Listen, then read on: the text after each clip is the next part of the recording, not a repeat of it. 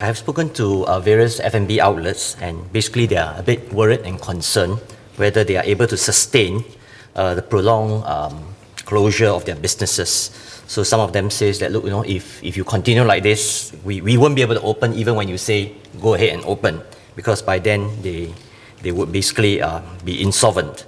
So just asking Minister whether MOH can consider bringing forward some of the relaxation of the measures, just like what we did previously when we segregate seats, you label seats that cannot be seated on, you make sure that they don't congregate. We are fully mindful that any prolonged closure of the businesses will have a severe impact. And today, many of the F&B outlets are allowed to do takeaways, so they have some ability to sustain a basic level of business activities. But I know that's not enough, because they do want to bring back their customers, and there are also F&B outlets that cannot do delivery and so on. It's not economical for them to do so, and therefore they do really want to bring back customers. But we need to remember that opening F&B is not just allowing the workers to work. It also means that we must allow the people, the customers, to go there and eat and dine in. And when you allow that, that means you must allow gathering.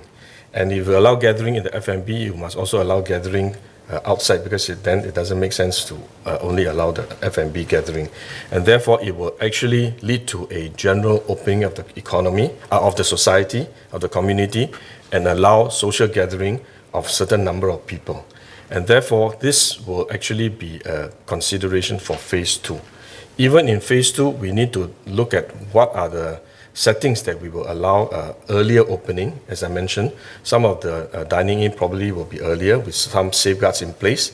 Some of the venues, for example, even religious organizations, we are in discussion with them. We want to engage them to discuss with them what are the safeguards that can be put in place so that they can also open early. But we also understand that because they involve a large number of people in a congregation, and therefore additional safeguards have to be put in place.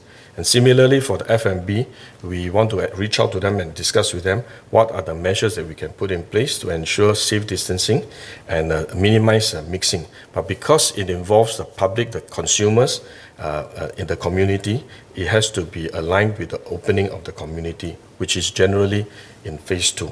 In phase 1, I know everybody wants to be in phase 1, but I need to explain that phase 1 is a safe opening phase, which means that it is likely to be very restrictive, and we are not prepared to open it up too early, too quickly, because that in fact may result in more cases emerging, and in turn will require us to reimpose some of the measures, and as a result actually may defer and slow down phase 2.